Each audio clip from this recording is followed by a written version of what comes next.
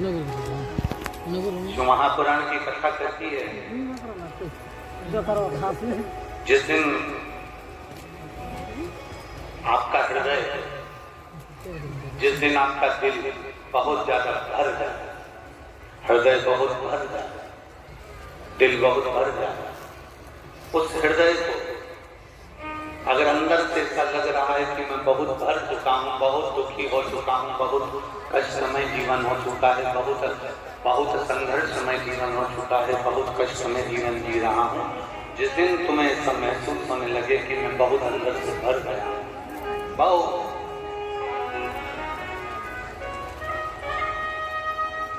शिव कथा कहती है, जब आपको लगे कि मैं बहुत भर गया अंदर से, शिव कथा कहती है जब आपको लगे कि मैं भीतर से बहुत त्रासित हो चुका हूँ, बहुत दर्द मेरे जीवन में आ चुका है, बहुत कष्टमय जीवन जी रहा हूँ, बहुत तकलीफ की जिंदगी जी रहा हूँ, अंदर से जब आप भरा जाए तब शिव की शरण में जरूर है। हमें ये बादलों से सीखना चाहिए, हम ये बादलों से सीखें। बादल देखे आपने, उन बादलों में जब बहुत बादल भरा जाते हैं, उसमें बहुत भराव हो जाता है, तो बादल क्या करते हैं, फिर भरने के बाद आखिरी में वो बादल बरस जाता है। उनमें भारीपन आया, वो भरा है, और बादल जैसे भराए तो वो बरस गए, वो बादल बरस।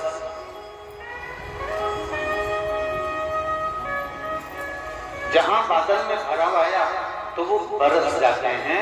उसी तरह शिव पुराण की कथा कहती है, जब तुम भीतर से बहुत भरा जाता, जब तुम अंदर से बहुत ज्यादा भरा हो, तुम्हें जीवन में उत्पन्न हो जाए, तुम्हें लगे कि अब मैं बहुत भर गया हूँ, बहुत दुखी हो गया हूँ, बहुत कष्टमय जीवन हो गया है, बहुत तकलीफमय जीवन हो गया है, बहुत दुख की जिंदगी में जी रहा हूँ, और तुम्हारे जीवन में तुम्हें लगे कि अब मैं बहुत भर चुका हूँ, तो तुम बादल की तरह, जैसे बादल बरस जाते हैं, वैसे तुम भी महादेव के चरणों में जाकर बरस जाओ, उनके चरणों में जाकर बैठ, उनके चरणों में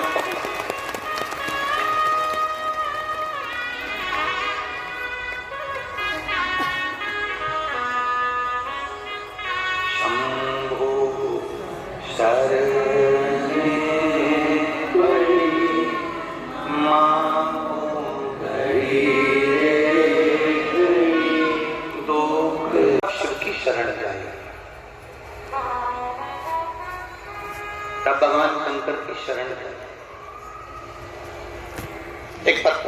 एक बहुत सुंदर बात आती है,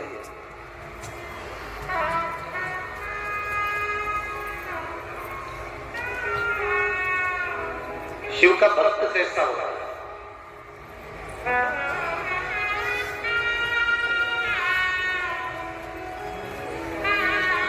एक लाइन सुनी है आप लोगों ने, जितने टीवी पर कथा सुन रहे हैं, जितने आस्था चैनल पर कथा सुन रहे हैं, जितने फेसबुक यूट्यूब पर कथा सुन रहे हैं, और जितने इस जमशेदपुर झारखंड की पवित्र भूमि पर कथा सुन रहे हैं, आप लोगों ने एक लाइन सुनी होगी, किस किस ने सुनी है वो हमको जरूर बताएं। भूखे को भोजन, प्यासे को पानी, जय बाबा वरदान। सुना है आप लोगों ने? किस किसने सुना? सबने सुना। फिर से बोलो, भूखे को भोजन, प्यासे को पानी, जय बाबा वरदान। बाबा वरदानी मतलब अमरनाथ बाबा, भगवान शंकर कैलाशी अविनाशी, पतालेश्वर बाबा भगवान शिव।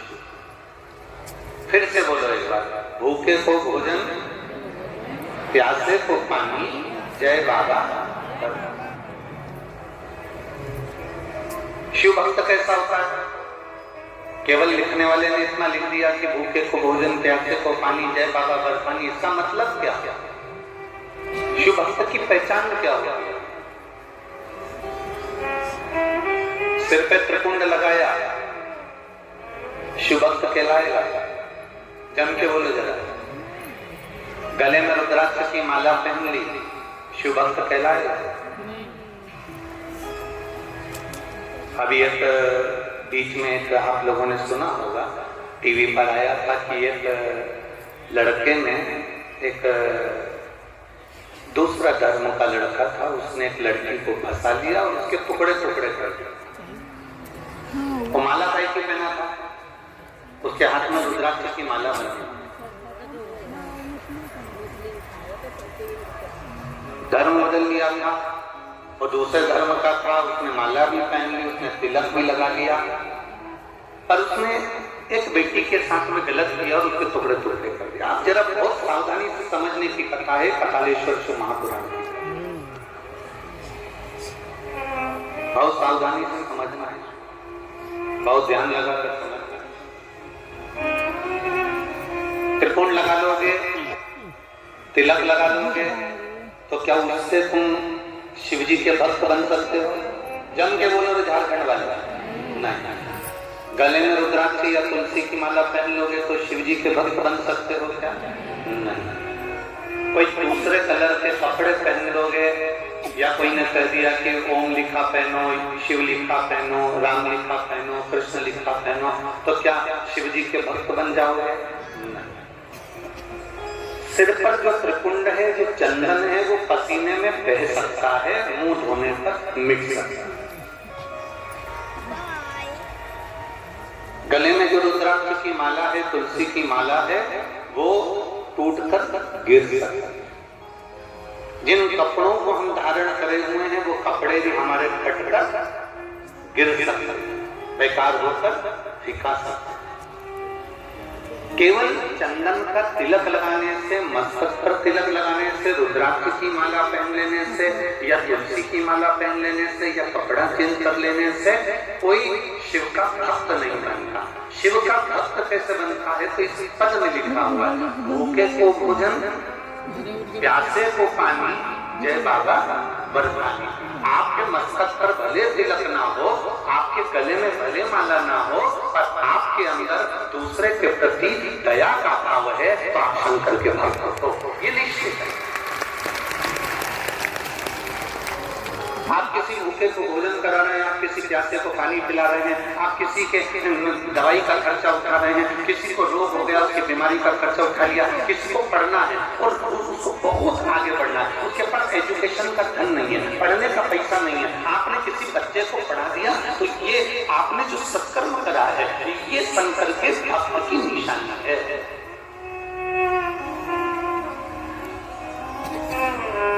है, और अगर आपके भीतर दया नहीं है, आपके भीतर धर्म नहीं है, आप झुकना नहीं जानते, आप परमात्मा के चरणों में रमना नहीं जानते, आप किसी के आगे आदर के शब्द नहीं बोल सकते, आप किसी को मीठा शब्द नहीं बोल सकते, तो आप शंकर के भक्त नहीं हो सकते, आप शिव के भक्त नहीं हो सकते।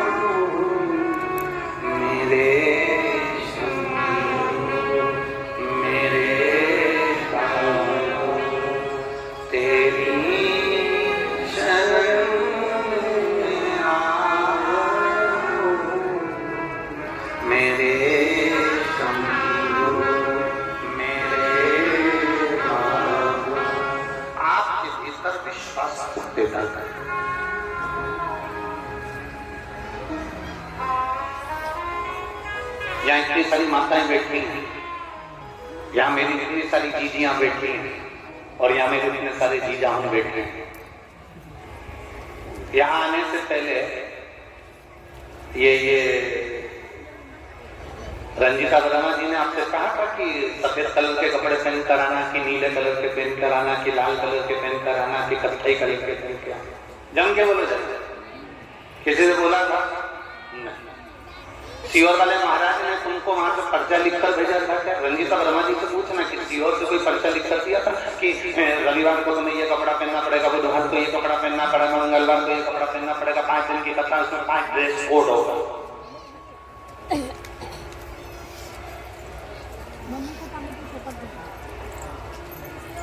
कोई ड्रेस कोड। शंकर जी के पास में ड्रेस का काम नहीं है।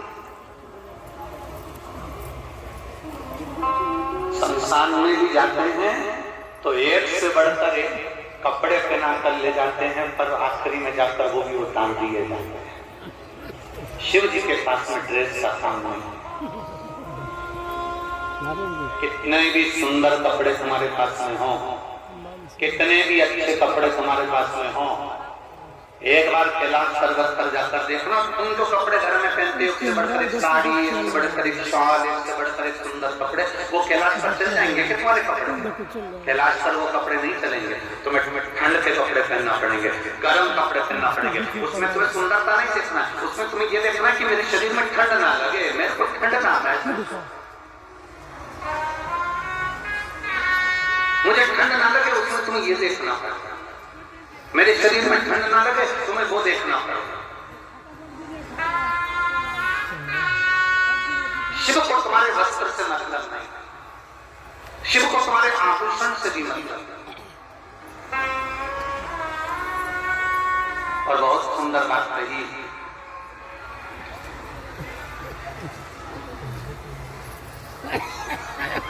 अभी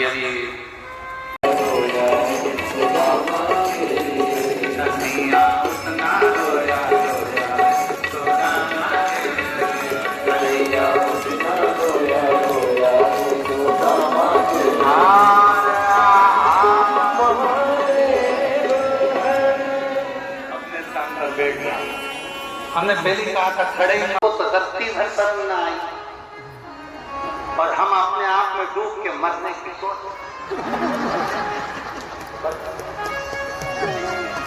अब वो पास में वो आशीष बैठा था, तो आशीष ने कहा, गुरु जी तुम इतना क्या हो गया तुमको, तुम बार बार अपना माथा को हाथ लगा रहे हुआ? हमने कहा कुछ नहीं हुआ, आज तक विष्णु पुराण में पढ़ा था, नारायण सोते थे, लक्ष्मी शरण पड़ा। आज पूरी पुराण को पलट दिया, पूरी पुराण उल्टी कर दी, लक्ष्मी सो रही है।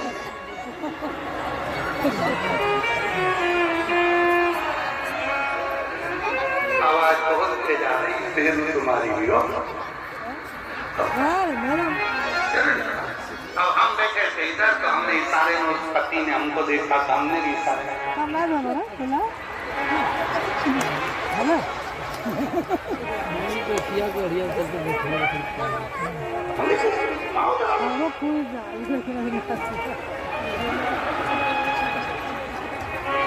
इतने में पति इशारा करके बोला, गले तक तो पहुंच ही नहीं सकता, चटनी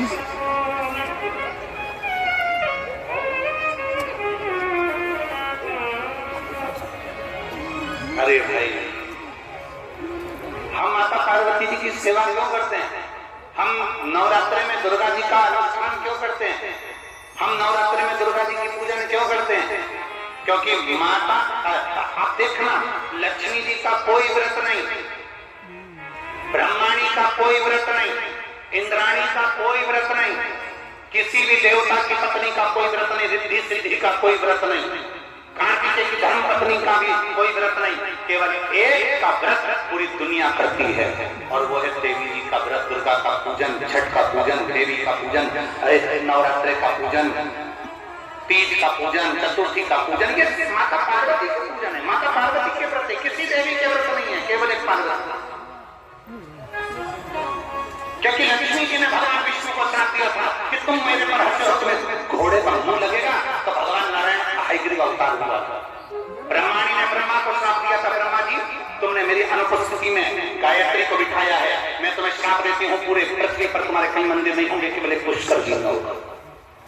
और माता पार्वती जी ने शंकर भगवान को कभी ऊंचे स्वर में बात नहीं करी, इसलिए हमारे सनातन धर्म में आज भी पार्वती का पूजन होता है, पार्वती जी की आराधना होती है, उनका व्रत होता है, उनकी पूजन होती है, उनकी आराधना होती है। व्रत तो तुम्हारा भी चालू हो जाएगा, तुम अपने पति से ऊंचे स्वर में बात नहीं करो तो व्रत करने में आराधना साधना नियम धारण करो। रोज अपने घर के बुजुर्ग बड़ों का आदर करो, उनको प्रणाम करो, उनको नमन करो। अपने पति के चरणों को भी प्रणाम करा करो। करते हो? बोलो तो। कितनी माताएं जो अपने पति के पांव रोज पड़ती हैं? अरे थोड़ी बहुत तो उठा लो। हाँ ठीक है, 2 4 6 8 34 साढ़े 35 से हम समझ गए, पढ़ती हूँ पर 30 से बात देते। अच्छा जाने तो तुम अपने पति को प्रणाम नहीं करो, कभी कभी वो तुम्हें कर देता हो, कभी कभी वो भी प्रणाम कर लेता है, मैं तेरे हाथ जोड़ूं चुप हो जा, चुप चुप चुप। प्रणाम करना चाहिए, निवेदन है घर के माता पिता को, घर के बड़ों को, घर के बुजुर्ग को और अपने पति के चरणों का स्पर्श करना चाहिए।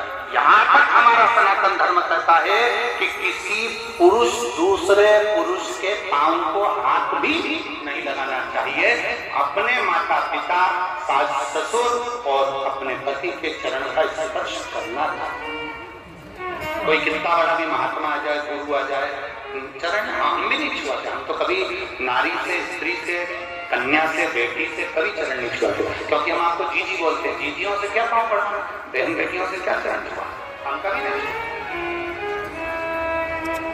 हाँ भेदुओं से जिससे जीजा है इनको मना नहीं, पर स्त्री चरण छुए ये ठीक नहीं।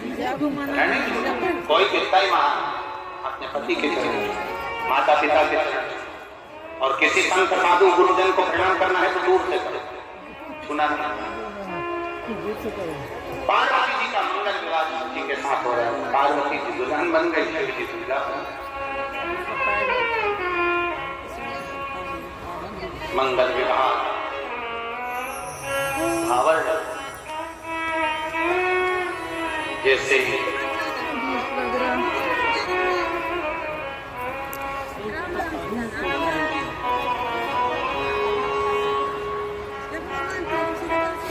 पार्वती जी आई, सुंदर श्रृंगार